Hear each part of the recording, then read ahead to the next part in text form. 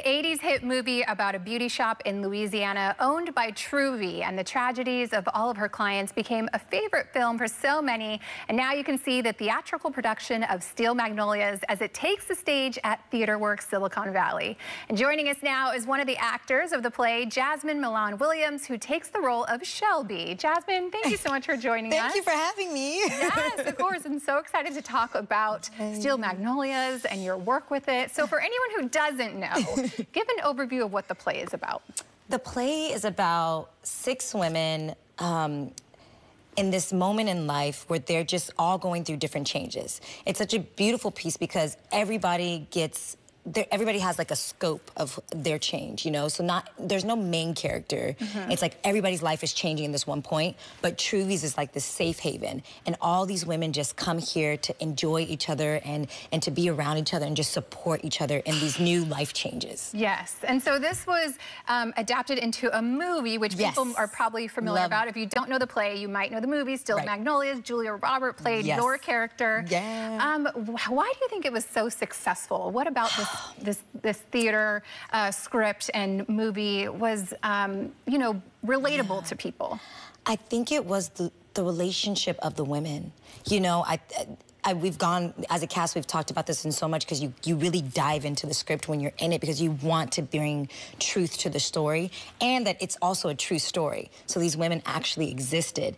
And you're basically like getting a peek into a real life, you know, friendship. And really, it's about love and it's about sisterhood. And I think that's what really pulls people in because we all have our friends that were like, oh, okay, if I'm going through this hard time, let me go talk to this person. Let me go sit down. Let me go get my hair done. Let me just be and like breathe. And I think everybody can relate to that. And so I think anybody, you don't even have to be a woman in the shop. Like the men relate to it too. They're like, oh yeah, I go to the barber shop or whatever.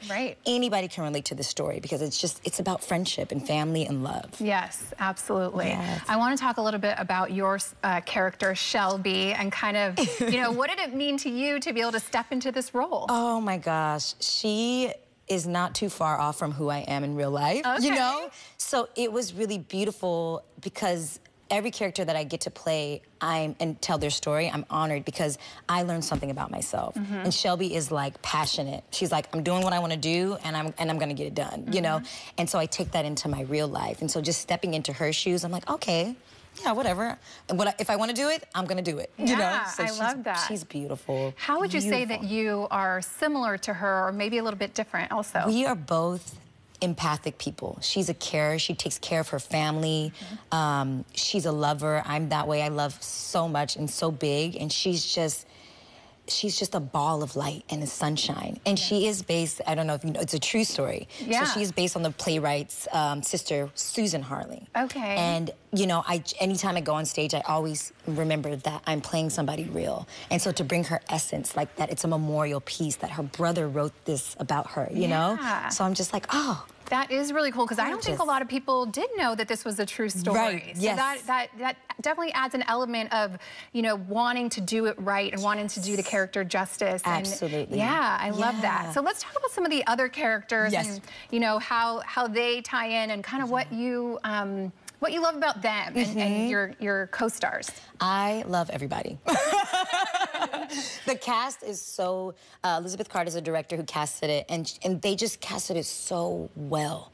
Every single person brings something new to the stage, and we actually like each other off stage, which translates on stage. You know, people are always like, wow, you guys look like you're having fun, and we're like cracking up and like poking at each other and doing all this stuff, and it's like, yeah, we're just actually having fun with each other. We are. We like each other, and I think that's what this play lends, you know? It's almost like it's already written in there, and it just worked out perfectly that we were cast the way we were cast because it just meshes really well. It's just cosmic almost, you know? Yes, I agree. I want to talk a little bit about, you know, the movie was a cast of white characters. Now there's so many films that were hits from back in the day that are being recasted with a whole multicultural cast. What does it mean to you to be able to do that? And how do you think that is, you know, helping everyone else? I think casting it differently allows people to see themselves in the play, you know, and it also is representational of what our world looks like today. The beauty of the casting of this show is like it questions what that time was like, because this is in the 80s. So though we're in 2023 and this is the representation and how our world would look, in the 80s, it may not have looked like that, you know? And Robert was writing for his hometown. He's like, this is the shop, these are the people that I see. Right. And so doing it this different way adds a whole new level and a whole new dynamic to all these worlds that are coming into one that may not have existed in the 80s together. So it allows us to play, it allows us to be imaginative, it allows us to just like, I call it, and my cast is gonna laugh, I call it Narnia. You don't know the book Narnia, it's like we're in this secret world. Yeah. And when we come in here, nothing on the outside as far as like race dynamics and all that kind of stuff matters. We're in this place and we're just existing freely. Yeah. You know, so it just like, it opens up everything. It's beautiful. It's gorgeous. Yes, yes. There's a lot of emotional moments in this play. Yes. There's a lot of highs, but there's also a lot of lows. She Yeah. talks about the good in the beauty shop and the bad. Everyone's bringing all of their real life to the beauty shop. Yes. So how are you able to transform into those deep emotional moments? Oh, breath.